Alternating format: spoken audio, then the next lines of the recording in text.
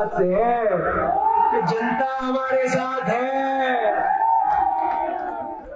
इसीलिए हमारी लड़ाई बीजेपी से और इनकी लड़ाई हमारे से। जनता हमारे साथ। मुझे एक बात बताओ आप लोग, मैं ईमानदारी से पूछना चाहता हूं इस बात को, और आवाज मेरी भी बुलंद है और माइक भी बुलंद है। जब तुम्हारी बारी थी हम तुम्हारे पीछे खड़े थे भारतीय जनता पार्टी को हराने के लिए।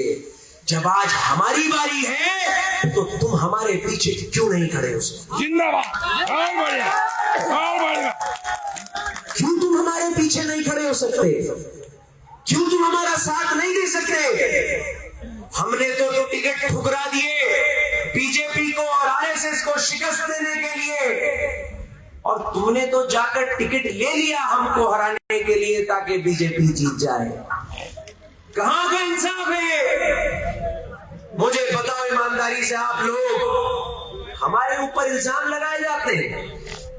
मैं सुन रहा हूं, किसी का नाम नहीं लेना चाहता, ना ही कोई दलीलें पेश करना चाहता हूं, क्योंकि हमारी लड़ाई इनसे नहीं है, हमारी लड़ाई बीजेपी से है।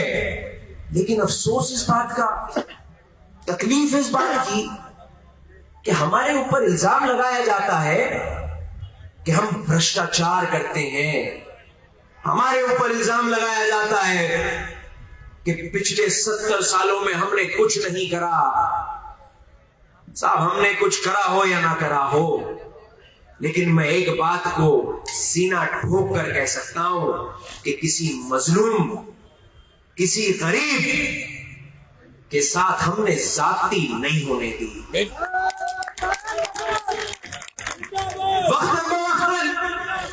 जब जब जरूरत पड़ी हमने हर आदमी की, हर गरीब की, हर मजलूम की, हर मजदूर की लड़ाई को लड़ने का काम करा। और ज्यादा दूर नहीं जाना चाहता, जुमे का प्रकरण ताजा ताजा अभी हुआ था।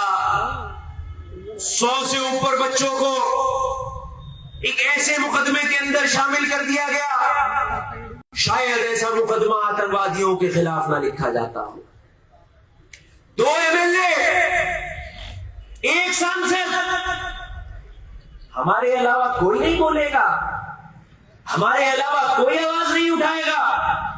2 दिन तक इमरान मसूद साहब चुप रहे, और इसलिए चुप रहे कि शायद वो लोग जिनकी जिम्मेदारी है वो लोग अपनी जिम्मेदारी को निभाने का काम करेंगे। लेकिन जब 2 दिन तक कार्रवाई नहीं रुकी तो मजबूरन खड़ा होना पड़ा, और खड़े होकर दमदारी से भी हमने कहा कि गाजरों के चोर को जूती की सजा मिलती है, फांसी की सजा नहीं मिलती। और कहने का नतीजा ये हुआ कि उस दिन से बुलडोजर चलना बंद हो गया। कहने का नतीजा ये हुआ कि 11 बच्चे उस मुकदमे के अंदर से, जांच में से उनका नाम निकाला गया, और वो बाइज्जत बरी हुए। निरंतर हम लोग 2 महीने तक वकीलों के चक्कर काटते रहे, बाकी बच्चों की जमानत कराई और उनको इंसाफ दिलवाने का काम करा। और ये बातें मैं इसलिए कह रहा हूं, इसलिए बता रहा हूं आप लोगों को कि हम इन सब चीजों को खिदमत खल्क के तौर पर करते हैं, इस उम्मीद से नहीं करते कि हमें राजनीति में कुछ सिला मिलेगा या कुछ मिल जाएगा राजनीति में। यह आपकी मोहब्बत और अल्लाह का करम है कि 4 चुनाव हारने के बाद भी हम जिंदा हैं, तो जिंदा रखने वाला अल्लाह है और आपकी मोहब्बतें हैं। वरना बहुत बड़े बड़े सूरमा भोपाली आए, बहुत बड़े बड़े सूरमा भोपाली आए, एक चुनाव हारने के बाद पता भी नहीं चला कहां चले गए।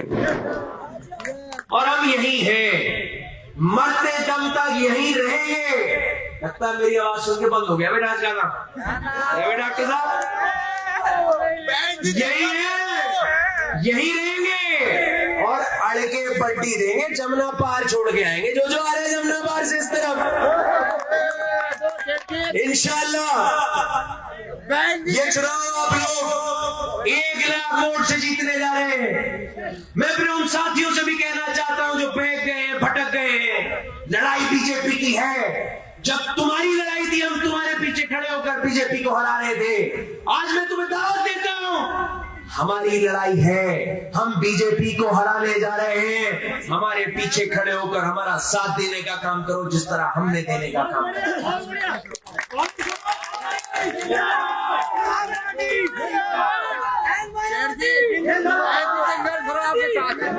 मोहब्बत है आपकी। भाई अभी सबसे मिलूंगा, भाषण तकरीर देके ना, आओ बैठो। लेकिन मैं बहुत लंबी तकरीर नहीं करना चाहता। कितना टाइम लगेगा? बोलते रहो। देखिए साहब,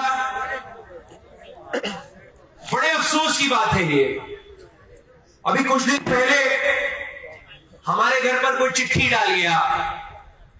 उस चिट्ठी के अंदर बड़ा तफसीली बात थी।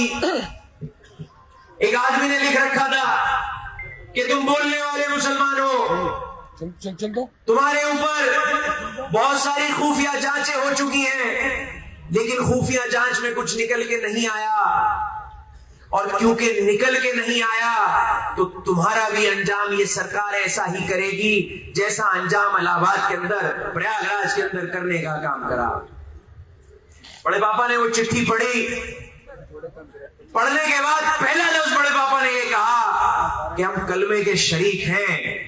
अल्लाह को जिस दिन जान लेनी होगी अल्लाह ले लेगा, लेकिन डर कर घर नहीं बैठ सकते। सरकार को इतनी बौखलाहट हमारे बोलने से, हमारे आवाज उठाने से, कि हाल ही जनाब इमरान मसूद साहब को 5 लाख के मुचलकों में पाबंद कर दिया। मैं आप लोगों को बताना चाहता हूं कि कहीं किसी जिले में ऐसा नहीं होता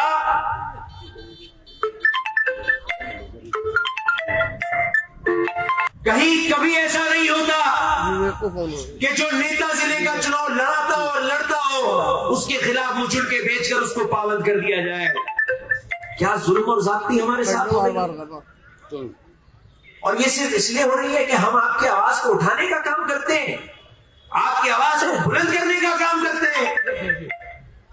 और क्योंकि बड़े पापा पहुंचने वाले हैं, हम